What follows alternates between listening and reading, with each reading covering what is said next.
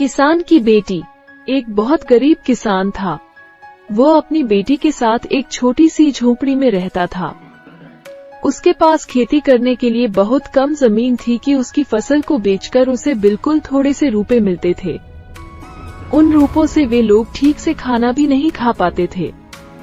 वो राजा के पास अपनी समस्या लेकर आया। राजा दयालु थे। उन्होंने किसान को अपनी जमीन में से कुछ जमीन दे दी खेती करने के लिए।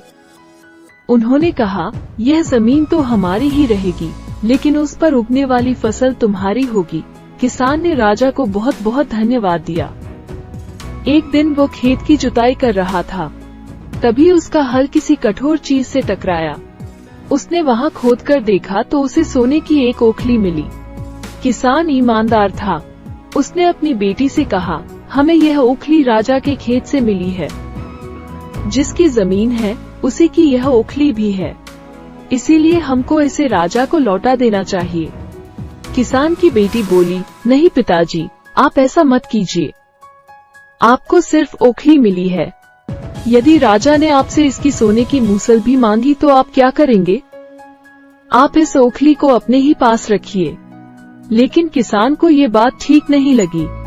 वो बोला, जो चीज हमें मिली ही नहीं, वो मांगने का राजा को कोई अधिकार नहीं है। वो राजा के पास ओखली लेकर पहुंचा, लेकिन दरबार में ठीक वैसा ही हुआ जैसा कि किसान की बेटी ने सोचा था। राजा ने सोचा कि किसान ने लालचवश मूसल अपने पास रख ली है। किसान बेचारा सोने की मूसल कहां से लाकर देता। नतीजा ये हुआ कि किसान को जेल में डाल दिया गया। जेल में न उसे ढंग से खाना मिलता था, न पानी। किसान को ऐसी गलती की सजा दी गई थी जो उसने की ही नहीं थी। वो खाए पिए बिना निढाल हो गया। लेटे लेटे वो रोता रहता था और कहता था, बेटी की बात मानी होती। काश मैंने अपनी बेटी की बात मानी होती। एक दिन राजा ने उसे ऐसा कहते हुए सुन लिया।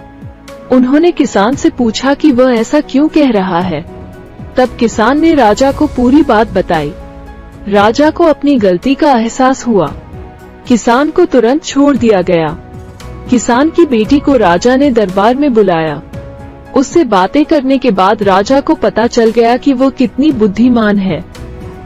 किसान की बेटी को राज्य के खजाने का मंत्री बना दिया गया। उन्हें रहने के लिए घर और सभी सुख सुविधाएं दी गई। किसान और उसकी बेटी सदा सुख से रहे। किसान को थोड़ा कष्ट जरूर झेलना पड़ा, लेकिन अंत में जीत सच्चाई की हुई।